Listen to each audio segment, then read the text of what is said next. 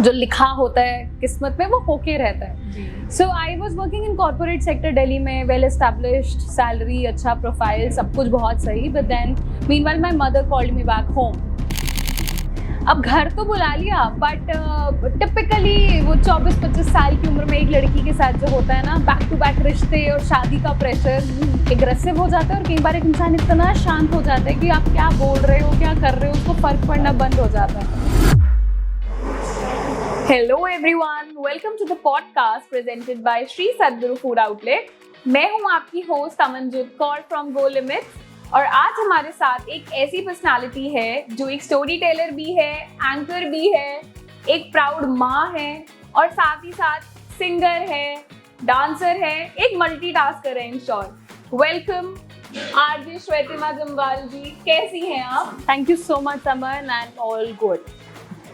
बहुत अच्छा लग रहा है आपको यहाँ पे हमारे साथ देखकर। Thank you so much. मैं आपको ऑनेस्टली बताऊं, मैंने इतने लोगों के इंटरव्यूज लिए और इतनी इंटरैक्शंस करी है ना, बट आज मैं बहुत ज्यादा नर्वस हूँ बिकॉज आप सामने। Nothing to be nervous about, we are going to talk and हम कॉफी पीने वाले हैं, खाना खाने वाले हैं और बहुत सारी बातें करने वाले हैं। बिल्कुल बिल्कुल। तो जैसे कि आपकी जो जर्नी है वो एज आरजे स्टार्ट हुई थी। यस। आपने रेडियो मिर्ची में काम किया था। आपकी जर्नी कैसी रही? आपने कैसे अपने जर्नी की शुरुआत की? क्या रहा, आप थोड़ा सा बताइए। So ideally my life has been a roller coaster ride. Co-curricular activities में मैं हमेशा से इन्वॉल्व थी, बचपन से ही इन्वॉल्व थी, बट कभी ये नहीं सोचा था कि मैं एंटरटेनमेंट इंडस्ट्री में कभी आऊँगी। बचपन से अगर कभी आप बोलो ना dreams, my aim in life, जब ऐसे में लिखते थे तो उसमें 2-3 सवाल, 2 ही जवाब होते थे। या तो होता था कि इंजीनियर बनना है या सिविल सर्विसेज में जाना है, और एक पॉइंट ऑफ टाइम में मैं कहा करती थी कि मुझे माधुरी दीक्षित बनना है। वाओ। तो बट लाइफ कहते हैं ना आपको अपने हिसाब से लेकर जाती है, और कहते हैं जो लिखा होता है किस्मत में वो होके रहता है। So I was working in corporate sector Delhi में, वेल एस्टैब्लिश्ड, सैलरी अच्छा, प्रोफाइल, सब कुछ बहुत सही। But then meanwhile my mother called me back home. अब घर तो बुला लिया, बट टिपिकली वो 24-25 साल की उम्र में एक लड़की के साथ जो होता है ना, बैक टू बैक रिश्ते और शादी का प्रेशर, वो मेरे को ना एक बहुत अच्छी अपॉर्चुनिटी मिल गई अपनी माँ को इस चीज़ पे कन्विंस करने के लिए कि मम्मा देखो, जो भी रिश्ते के लिए आएगा पूछेगा, वो तो ये पूछेगा ना कि लड़की करती क्या है, आपने तो मुझे घर बिठा दिया है। बिल्कुल। So you know somehow she was like, अच्छा हाँ तुझे कुछ करना चाहिए। मीनवाइल रेडियो मिर्ची की अपॉर्चुनिटी ओपन हुई, मुझे पता चला कि ऑडिशंस हो रहे हैं। I went for the audition, in fact मैं मम्मा को साथ लेकर गई ऑडिशन देने के लिए। Yes, and I think tentatively there were 1600 participants, जिनमें से 2 लोग सेलेक्ट हुए थे। One was me and one was RJ Nishant. So that's how I entered Radio Mirchi without knowing कि मेरे लिए लाइफ की वो सबसे बड़ी, कहते हैं ना, खजाने का दरवाजा, चाबी आपको जैसे मिल जाए, तो that was that opportunity for me। बहुत बढ़िया है, सुन के तो बहुत अच्छा लग रहा है। हाँ, ये चैलेंज जो है वो फीमेल्स की लाइफ में आता है, इस एज में बैक टू बैक रिश्ते, और इस एज में आपने ये चीज़ की। कितने साल आपने रेडियो मिर्ची में काम किया? आई वर्कड विद मिर्ची फॉर 8 years। 2016 में मैंने मिर्ची ज्वाइन किया था, 17 में हमने जम्मू में लॉन्च करा, and till last year January I was working with मिर्ची। 8 साल बहुत ज्यादा होते हैं। Yes. बहुत ज्यादा। तो लाइफ के 8 साल रेडियो मिर्ची में देना, मिस किया कभी रेडियो मिर्ची को? कहीं ना कहीं बहुत ज़्यादा। I miss my studio the most. I don't know if anybody can invasion this. शुरुआत में कई बार ऐसे लगता था कि क्या खाली कमरे में बिठा दिया है, बट ट्रस्ट मी, मेरे वो जो 4 घंटे स्टूडियो के होते थे ना, they were the happiest hours of my life. उन 4 घंटों में लाइफ में क्या स्ट्रेस चल रहा है, क्या स्ट्रगल चल रही है, किसी चीज़ से फर्क नहीं पड़ता था। बस वो 4 घंटे मेरे होते थे, उसमें मैं चाहे रो रही हूँ, चिल्ला रही हूँ, शो कर रही हूँ, शो के बीच में 10 और चीज़ें सोच रही हूँ, क्रिएटिविटी एट इट्स पीक कहते हैं ना, वो उन 4 घंटों में मुझे मिलती थी। क्योंकि एक तो अर्ली मॉर्निंग शो सुबह 8 बजे से, कोई नहीं होता था पूरे दफ्तर में, एक सिक्योरिटी गार्ड, एक मैं, 2 लोग होते थे स्टूडियो में। एंड जब हमने इनिशियली स्टार्ट करा, तब तो मैं सुबह 5:30 ही स्टूडियो चली जाती थी, just to take the feel of the studio, क्योंकि मुझे ऐसा लगता था कि बाद में सब आ जाएंगे, डिस्टर्बेंस होएगी, फिर सब अपने आइडियाज़ फ्लोट करते हैं, तो आप अपने आइडियाज़ को खुल के सामने नहीं ला पाते हो। सो आइडली वो 4 घंटे मेरे पूरे दिन के मेरे सबसे फेवरेट 4 घंटे होते थे। बहुत बढ़िया, बहुत अच्छा लग रहा है सुन के। ये बात तो है, अपनी स्पेस सबको पसंद होती है। आपकी हर्ट स्पेस भी तो है। यस, आपने अभी अभी लॉन्च करी है hurt space. Hurt space exactly है क्या है? आइडली मुझे लगता है कि रेडियो आपने कहा ना मिस करते हो, तो आइडली मैं अपनी उस स्पेस को बहुत मिस करती थी। एंड इवेंचुअली आई रियलाइज कि यार हर लड़की अपनी लाइफ में ना अपनी उस एक जगह की तलाश करती है। यू नो, हमारी लाइफ में एक घर हमारा मायका है, एंड देन हमें बचपन से ही एक ससुराल जो आपका असली घर होगा, वो एक स्टेटमेंट मिलती है कि यार बेटी का असली घर उसका ससुराल होता है, यू नो। बिल्कुल। तो और ठीक है, जब हम प्रोफेशनल सर्कल में आते हैं हम वहाँ अपनी जगह की बनाने की कोशिश करते हैं, जब हम फ्रेंड्स से मिलते हैं वहाँ हम अपनी जगह बनाने की कोशिश करते हैं, पर अपनी जगह हम ना पूरी उम्र ढूंढते रहते हैं। But then sometimes you find your place. कई बार वो कोई जगह होती है, कई बार वो कोई इंसान होता है, कई बार वो कोई स्किल होती है। और आई रियलाइज कि मुझे सबसे ज़्यादा सुकून या सबसे ज़्यादा I feel my self when I dance. और जब मैंने डांस वर्कशॉप्स लेना शुरू की तो मैंने रियलाइज़ किया कि बहुत सी ऐसी और फीमेल्स हैं, हर किसी का ये कहना था कि यार स्कूल टाइम में बहुत डांस करते थे या कॉलेज में बहुत खुल के नाचते थे, उसके बाद भूल ही गए हैं कि नाचना भी आता है, या dance works as a therapy, right. so that eventually led me to create a space where if any female comes in, she feels herself again, because as beti, as bahu, as माँ, as bahu, as you know ननंद, भाभी, ये वो हम सारे roles निभाते and in fact professional life में अपने आप को जस्टिफाई करते करते यही भूल जाते हैं कि हम कौन है, हमें क्या पसंद है, फेवरेट कलर क्या है, मुझे खाने में क्या पसंद है, या मैं क्या करूँ ऐसा जिससे मुझे सबसे ज़्यादा खुशी फील होती है। हम पूरी उम्र दूसरों की खुशी में खुद की खुशी ढूंढते रह जाते हैं। So her space is actually a space, it's a dance community wherein you come, you dance your heart out and you just be yourself. बहुत अच्छा है, ये बहुत अच्छा कॉन्सेप्ट बनाया है आपने। Thank you. बिकॉज ये बात तो है कि जितनी भी मदर्स है ना, जितनी भी लेडीज हैं, ये बाकी सारे रोल्स करते करते निभाते ना अपना क्या रोल है, खुद क्या है, खुद की जो आइडेंटिटी है वो भूल जाता है। तो अब जैसा कि हम लोग जानते हैं, यू हैव अ डॉटर, छोटी सी बेबी है आपकी कृष्णि, हम लोग मिले उससे। तो कभी ऐसा हुआ कि जब कृष्णि हुई तो आपने सोचा हो कि यार अब मुझे काम छोड़ देना चाहिए, या फिर अब मैं कैसे मैनेज करूं, या किसी ने बोला हो कि छोड़ दो काम, कैसे, क्या फीलिंग थी वो, एंड कैसे मैनेज किया आपने वो सब कुछ? You know, I'll be very very honest and I think जितनी भी वर्किंग मदर्स हैं वो इस चीज़ से बहुत हद तक रिलेट कर पाएंगे। जब मेरे को फर्स्ट टाइम ये फील हुआ ना that I am expecting, I was happy to the like कहते हैं ना to the moon and back, I was happiest. But parallelly एक कॉन्स्टेंट थॉट जो मेरे जहन में चल रहा था वो यही चल रहा था कि यार अपना करियर स्टेक पे जाने वाला है। So that was a constant thought that was hitting my head कि यार करियर की तो बैंड बज जाएगी। And then I actually took a very conscious decision कि मैंने आर्जिंग से स्टेप बैक किया, क्योंकि आर्जिंग में you are required in the studio in the hours आपका शो है। और मुझे लगता था कि मैं इवनिंग शो ऑप्ट कर सकती थी, बट मेरे को लगता था कि मैं मॉर्निंग पर्सनालिटी हूँ, मैं शाम की वाइब में आपको शायद आप मुझसे मैच नहीं कर पाओगे। बट मॉर्निंग पे जब मैं रेडियो पे आती हूँ, you are actually able to you know match my vibe, या I am able to match your vibe. तो that was a very conscious decision. मैंने आर्जिंग से स्टेप बैक किया, I took up the content leader का position.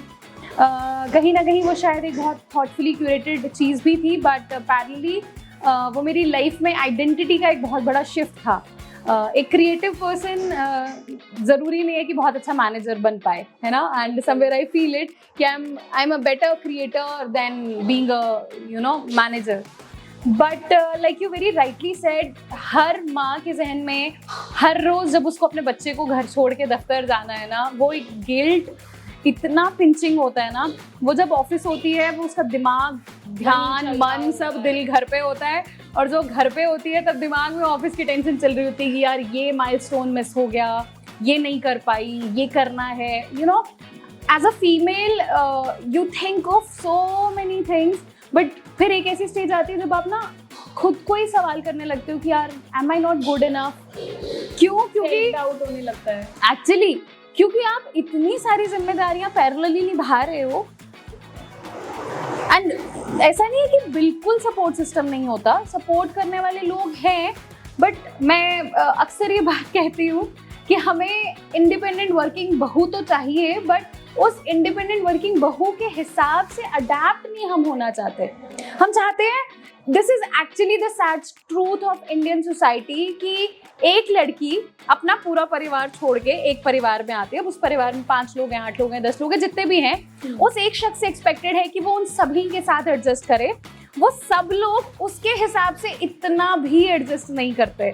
You know, imagine एक उस नए शख्स के लिए अगर 5 लोग 5% भी चेंज करें तो कहीं ना कहीं 25% आपको एडजस्ट करना है और बाकी 75 उस लड़की को एडजस्ट करना है। But no, in our household it's expected कि वो लड़की ही 100% अपने आप को बदले और उस नए माहौल में ढाले।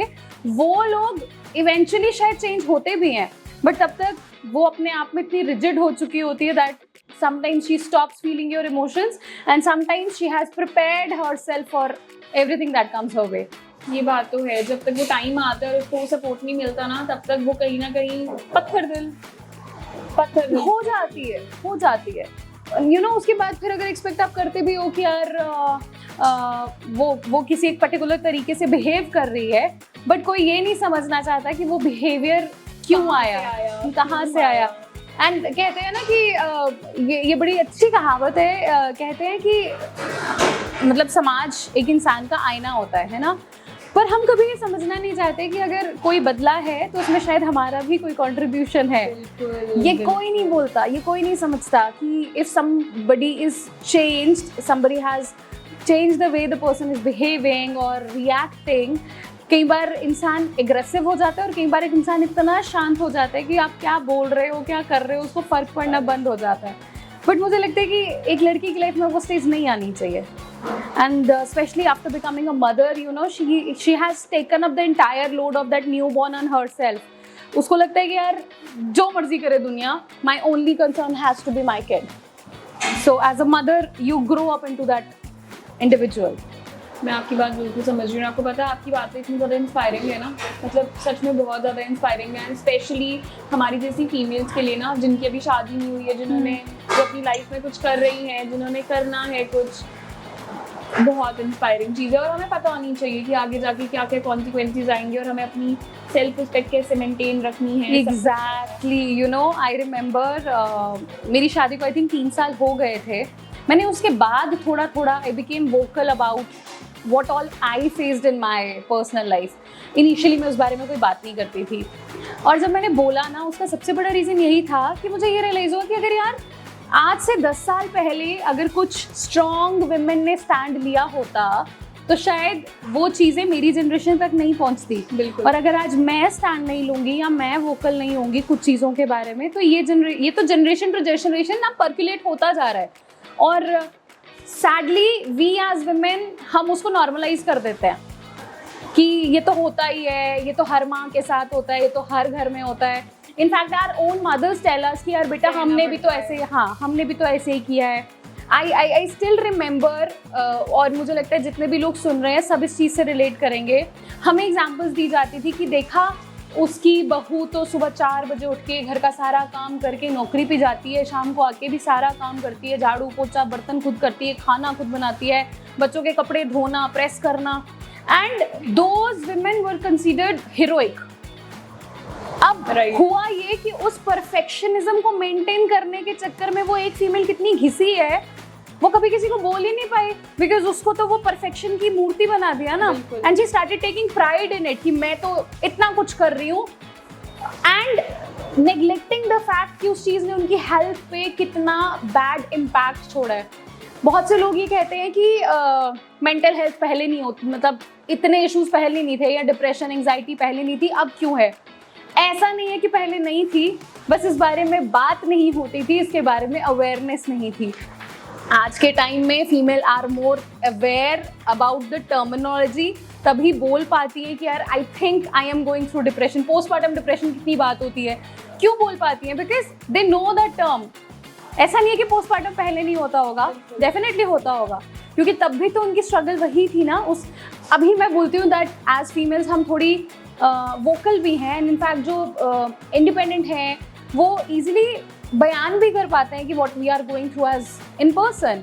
यू नो, हस्बैंड्स की सपोर्ट थोड़ी ज़्यादा है, सोशल मीडिया की वजह से अवेयरनेस ज़्यादा है, या फिर इनफैक्ट आज के टाइम पे तो गूगल ही करना है ना, यू विल जस्ट गूगल पे मत करो, आज तो वॉइस नोट भेजो, एआई आपको सारे आंसर्स बता देगा, है ना। So life has become much easier for females now, but I think as a community we need to talk more about it. We need to talk about the struggles we go through.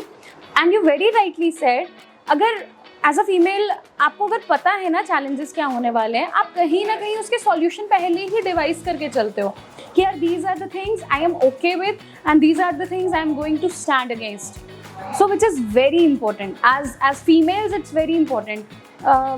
Sadly हमारे समाज में आज के time पे you know separation के cases बहुत जल्दी सुनने को मिल रहे हैं, डाइवोर्स केसेस बहुत सुनने को मिल रहे हैं, और उसका बहुत इम्पैक्ट फैमिलीज़ पे भी आता है, दोनों फैमिली सफ़र करती हैं. मैं मानती हूँ एडजस्ट करना ज़रूरी है, बट टू एन एक्सटेंट जहाँ आपकी सेल्फ इस्टीम हार्म नहीं हो रही. बट अगर आपको लगता है आपकी सेल्फ इस्टीम पे बात आ रही है तो वहाँ पे तो कोई कॉम्प्रोमाइज़ नहीं होना चाहिए. बट थोड़ा सा patience I believe as a society हमारा कम हुआ है, which is leading to such cases. आप हर स्पेस के कॉन्टेक्स्ट में जितनी भी यंग गर्ल्स और जो मैरिड लेडीज़ हैं उनको कुछ कहना चाहोगे? जैसे आपको पता है अभी मदर्स डे भी आ रहा है, 10th मई को है मदर्स डे, तो आप क्या कहना चाहोगे जितनी भी मदर्स हैं, जितनी भी पोस्टमार्टम मदर्स हैं? यार मैं अपने अगर एक्सपीरियंस से कहूँ तो मुझे लगता है कि हमें सबसे ज़्यादा वो जो खालीपन सताता है ना, वो खालीपन होता है जब हम खुद ही की लाइफ में खुद ही को ढूंढ नहीं पाते. And you know there comes a phase जहाँ पे लाइक हमने पहले भी बात करी कि आप अपनी ही लाइफ में अपने आप को ढूंढने लग जाते हो. शीशे के सामने खड़े होकर आप खुद से सवाल करते हो कि यार मैं हूँ कौन. सो जब भी कभी ऐसे फेज में आओ ना, just do 2 things. One, whenever you wake up, just stand in front of the mirror and talk to yourself. अपने आप से बात करो, खुद को बताओ कि आपको क्या पसंद है. कोई और नहीं सुन रहा, नहीं समझ रहा, कोई फर्क नहीं पड़ता. How you love yourself, it's very important. You express it to yourself. खुद को बताना कि यार मेरी आंखें कितनी सुंदर है, या मेरी स्माइल कितनी प्यारी है. बिल्कुल. Do we appreciate ourselves? We hardly do it. तो I think पहली चीज़ अपनी लाइफ में ये ऐड करो. दूसरा, कोई भी एक स्किल अपनी लाइफ में ऐसी ऐड करो जो आपको खुश फील कराते हैं. You love singing, do it. You love pottery, do it. You love gardening, do it. You love cooking, do it. You love dancing, do it. You love doing theatre, do it. Whatever you love to do. मतलब गाड़ी चलाना पसंद है, गेड़ी पे निकल जाओ. Just do what you love to do, which that is very important. हाँ, ये बात तो आपने बिल्कुल सही बोली. मैं हर स्पेस आई हूँ और उसका इंटीरियर बहुत मस्त है. बाय द वे, आपको हमारा यहाँ पे श्री सद्गुरु का इंटीरियर और एम्बियंस कैसा लगा? Very pleasing. इनफैक्ट मैंने आते ही आपको बोला कि you know very warm tone colours और बहुत अच्छी लाइट और कलर कंट्रास्ट जो फ्लावर्स का यूज़ किया है ना, that is looking very pretty. और स्पेशली जब बच्चों के साथ आना हो ना तो आपको थोड़ी वार्म स्पेसेस ज़्यादा सूट करती है, क्योंकि वो वैसे ही इतने हाइपर एक्टिव होते हैं, और अगर वाइब्रेंट हो तो बच्चों को बिठाना टास्क हो जाता है. तो warm interiors actually make you feel good. ओह लो जी, हमारे छोले भटूरे भी आ गए. वाओ. पता है श्री सद्गुरु की स्पेशलिटी क्या है? छोले भटूरे खाना किसको पसंद नहीं होता है, और हमें चाहिए. जम्मू वालों को तो बिल्कुल, हम जम्मू वाले तो होते भी चटकोरे हैं. यस. और इनके छोले भटूरे प्रॉपर ऑथेंटिक और इन देसी घी तले जाते हैं. Wow, nice. पता है देयर इज़ अ मिसकॉन्सेप्शन कि मतलब जैसे मुझे भी सारे बड़े बहुत लोग बोलते हैं कि बच्चों को ज़्यादा ऑयली नहीं देना चाहिए. येस, ऑयली नहीं देना चाहिए, बट अगर घी में कोई चीज़ बनी है वो कभी ख़राब नहीं लग सकती, ऐसा बुजुर्ग कहते थे. ये बात तो है. और ऐसा ये भी कहते हैं कि घी जो है आपको 2 चम्मच तो रोज़ खाने ही चाहिए. यस. हम थोड़े ज़्यादा मॉडर्न होने की कोशिश करते हैं ना, हम ऑलिव ऑयल और पता नहीं कौन कौन से ऑयल्स ट्राई करते हैं, बट जो हमारी ऑथेंटिक विरासत है एक्चुअली देसी घी, वो हम भूल जाते हैं. लेकिन कोई भी ऑलिव ऑयल ना ये देसी घी का मुकाबला नहीं कर सकता. Very yummy. मेरे तो फेवरेट है. Very yummy. मुझे लगता है सिटी के छोले भटूरे वाली अगर फील आपको लेनी है तो आपको गांधीनगर में यहाँ आना पड़ेगा. श्री सद्गुरु. यस. इनका एक फूड आउटलेट सांबा में भी है. अच्छा. तो चलो अभी छोले भटूरे का स्वाद लेते लेते ना एक फटाफट से एक रैपिड फायर कर लेते हैं. डन. रेडियो या फिर स्टेज? रेडियो. छोले भटूरे या फिर new salad? Definitely chole bhature. No guilt today. No guilt any day actually. इस मदर्स डे आप अपनी माँ को एक वर्ड में डिस्क्राइब करो। The sweetest. वाओ। एक सेलिब्रिटी जिसे आप होस्ट करना चाहोगे? Difficult question. Personal favourite Ranveer Singh, Madhuri Dixit. Shri Sadguru में दोबारा आना चाहोगे? Definitely, because Krishvi is enjoying inside and I am eating chole bhature. तो ये थी हमारे साथ आरजे श्वेतिमा। बहुत अच्छा लगा इनसे बात करके, इनके एम्बिशन के बारे में जान के, इनकी इंस्पायरिंग स्टोरी सुन के। अब जल्दी मिलेंगे एक नए एपिसोड और एक नई पर्सनालिटी के साथ। तब तक के लिए हमारे साथ बने रहें and don't forget to like, share and subscribe our YouTube channel.